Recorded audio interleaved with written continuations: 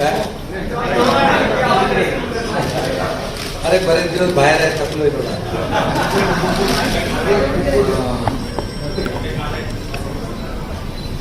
आजच्या पत्रकार परिषदेमध्ये उपस्थित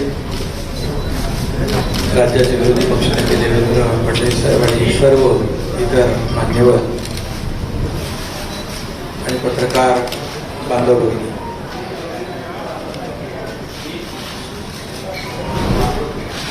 मी खऱ्या अर्थाने आज आम्ही जो निर्णय घेतला त्या बाबतीमध्ये आपल्या सगळ्यांना माहिती आहे. मी वारंवार आपल्याशी बोललेलो आहे की बाळासाहेबांचं हिंदुत्व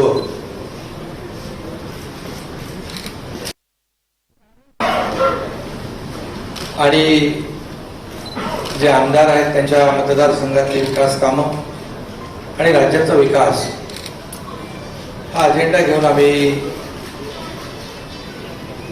पुढे निघालेलो आहोत. आणि शिवसेना पक्ष म्हणून जे काही कायदेशीर प्रक्रिया जी आहे, नियम आहे, 2/3 मेजॉरिटी आहे, त्याहीपेक्षा जास्तीचे आमदार आणि सहयोगी आणि अपक्ष आमदार असे जवळपास 50 आमदार आज आम्ही एकत्र आहोत. गेले काही दिवस एकत्र आहोत. एक वैचारिक भूमिका, एक राज्याचा विकास आणि जे काही 2.5 वर्षापूर्वी घडलं ते आपल्या सगळ्यांना माहीत आहे. फडणवीस साहेबांनी त्या बाबतीमध्ये भाष्य केलेलं आहे.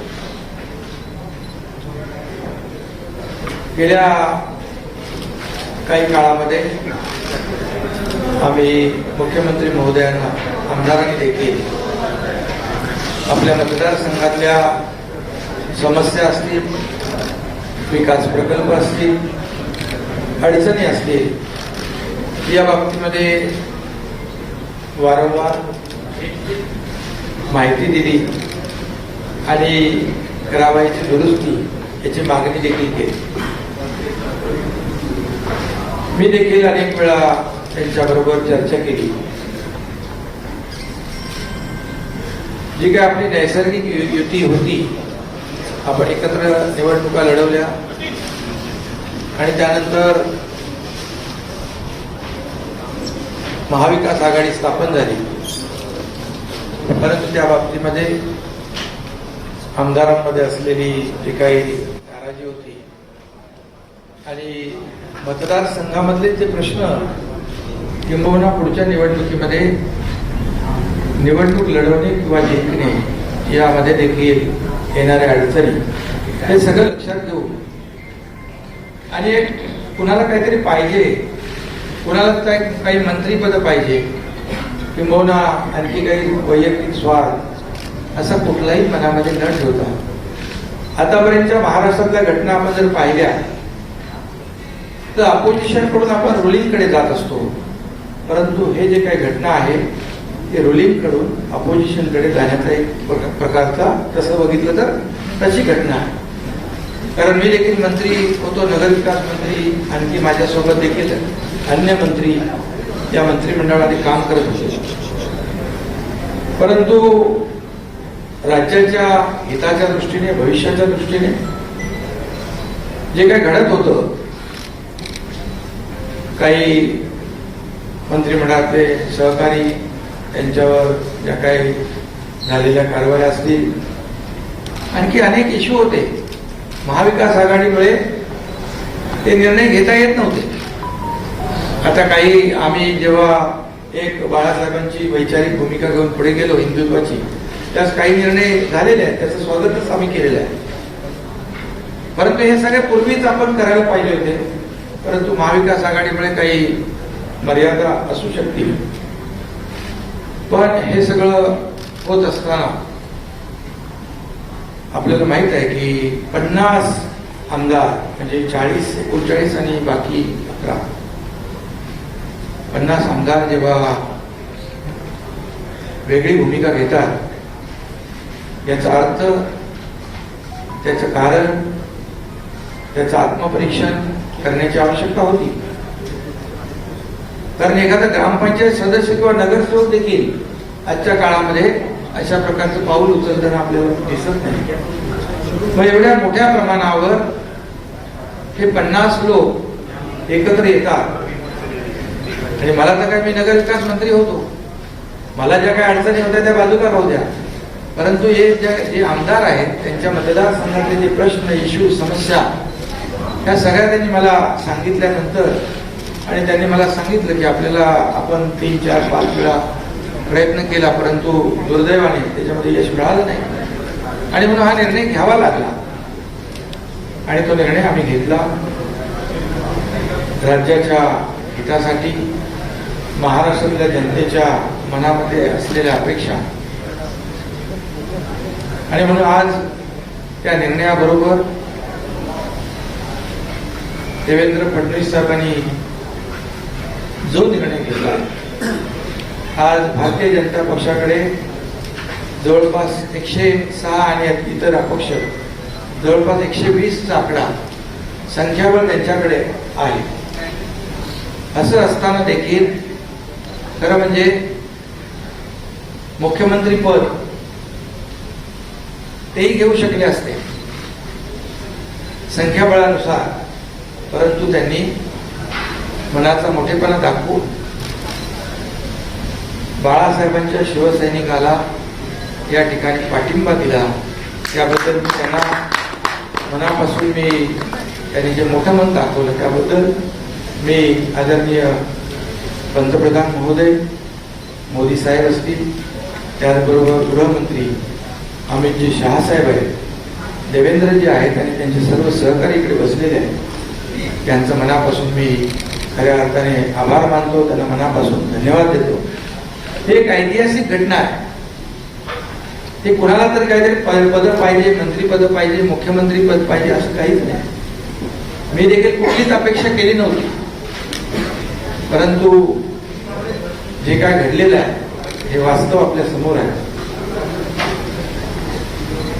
जी काय अपेक्षा या राज्यातल्या जनतेची आहे ती अपेक्षा पूर्ण करण्यासाठी दिवस रात्र आम्ही सगळेजण मिळून एक करू आणि राज्याला विकासाकडे नेण्याचं काम नक्की केलं जाईल.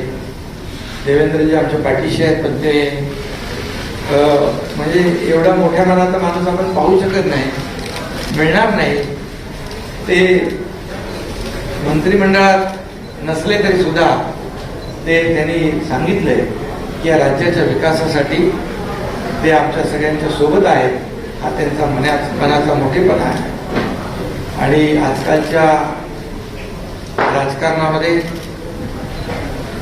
काय मिळेल हे आपण प्रत्येक जण पाहत असतो, परंतु मिळत असताना, घेऊ शकत असताना ते दुसऱ्याला देण्याची जी काही या ठिकाणी उदारता दाखवली आहे, अशी उदाहरणं फार आजकालच्या ह्याच्यामध्ये दुर्मिळ आहेत. एवढंच मी या प्रसंगी सांगतो. बाकी मी पुन्हा एकदा मनापासून सगळ्यांना धन्यवाद देतो. माझ्याबरोबर जे 39 शिवसेनेचे आणि 11 असे 50 जे आमदार आहेत ते देखील, त्याच्यामध्ये काही मंत्री आहेत आणि आपापल्या मतदार क्षेत्रामध्ये ते देखील ताकदवान आमदार आहेत. असं असताना एकीकडे सत्ता अपक्ष, एकीकडे खूप मोठे मोठे नेते आणि दुसरीकडे एकनाथ शिंदे सारखा एक छोटा कार्यकर्ता, याच्यावर विश्वास ठेवणं आजकालच्या काळामध्ये फार कठीण आहे. परंतु या सर्व 50 आमदारांनी जी लढाई या ठिकाणी लढलेली आहे, जे एक वैचारिक भूमिका घेऊन, बाळासाहेबांच्या हिंदुत्वाची भूमिका घेऊन, किंबहुना आमचे धर्मवीर आनंद दिघे साहेबांची जी काही शिकवण आहे आम्हाला, जिथे अन्याय होतो तिथे आवाज उचलणं आणि अन्यायाला वाचा फोडणं, हे करण्याचं काम या 50 आमदारांनी केलेलं आहे. त्यामध्ये माझे काही सहकारी मंत्री आहेत, त्यांना मी खऱ्या अर्थाने मनापासून धन्यवाद देतो. कारण तीच खरी ताकद आज हा इतिहास घडवू शकलेली आहे. आणि म्हणून त्यांनी जो माझ्यावर विश्वास दाखवलाय, त्या विश्वासाला कदापि तडा माझ्याकडून जाऊ दिला जाणार नाही. आणि जे काही त्यांना यापूर्वी आलेले अनुभव आहेत त्याची पुनरावृत्ती देखील होणार नाही. अशा प्रकारची ग्वाही मी या ठिकाणी देतो. कारण आता तर आपली ताकद वाढलेली आहे, म्हणजे इकडे 120 आणि ते 50, आणखी किती येतील माहित नाही. तर एक मजबूत सरकार या महाराष्ट्रामध्ये आपल्याला पाहायला मिळेल आणि त्याला आदरणीय पंतप्रधान महोदयांचं, आदरणीय गृहमंत्री महोदय जे अमित शहा साहेबांचं, नड्डाजी आपले JP नड्डाजी आहेत अध्यक्ष, या सर्वांचं पाठबळ मिळेल आणि ज्या राज्याबरोबर केंद्र सरकारची ताकद उभी राहते विकासामध्ये कुठलेही अडथळे त्यामध्ये येणार नाही, अशा प्रकारचं एक मजबूत सरकार एक या राज्याला आपल्याला पाहायला मिळेल. हे सरकार लोकांच्या मनामधल्या अपेक्षा आकांक्षा पूर्ण करण्यासाठी कटिबद्ध आहे आणि राज्याची जी काही प्रगती आहे ती वेगाने करण्यासाठी आम्ही सर्वजण प्रयत्न करू, एवढंच मी या प्रसंगी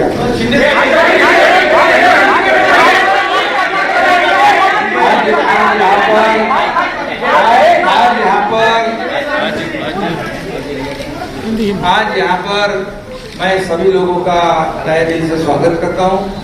देवेंद्र जी फडणवीस साहब यहाँ हैं, उनके सभी सहयोगी हैं, उनको भी मैं धन्यवाद देता हूँ और आप सभी लोगों का मैं स्वागत करता हूँ. शिवसेना के 40 विधायक और इंडिपेंडेंट जो है, ऐसे कुल मिलाकर 50 विधायक जो है वो आज हम लोग सब एक साथ हैं. आप सब लोग जानते हो पिछले कई दिनों से हम लोग आपसे भी बातचीत कर रहे लगातार. हम लोगों ने हमारे शिवसेना प्रमुख बाला साहेब ठाकरे जी की हिंदुत्व की जो भूमिका है, उनके जो विचार है, हमारे धर्म में आनंद दिगे साहब ने जो हमें सीख दी है, ये इसको आगे हम लोग बढ़ाने की कोशिश कर रहे हैं. हमें कोई स्वार्थ नहीं है, हमें कुछ पद की लालसा नहीं. मैंने तो पहले ही जाहिर किया था मैं ऐसा जो कर रहा हूँ ये मुझे किसी चीज की आवश्यकता भी नहीं है.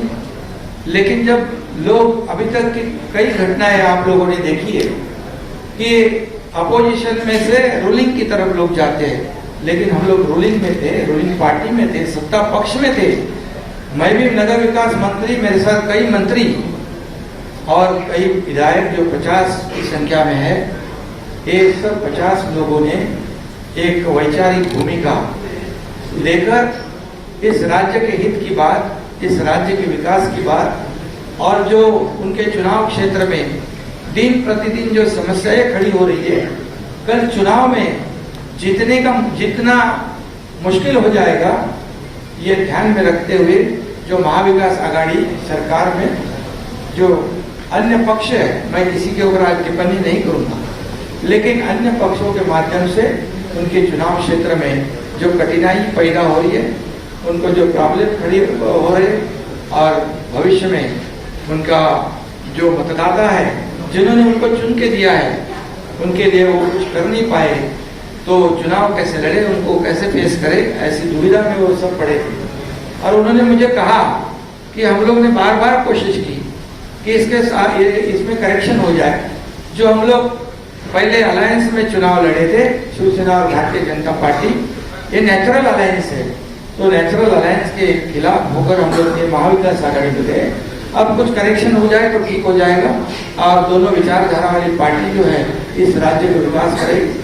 लेकिन हम लोगों ने कोशिश की, मैंने भी कोशिश की, सफलता नहीं मिली दुर्भाग्य से.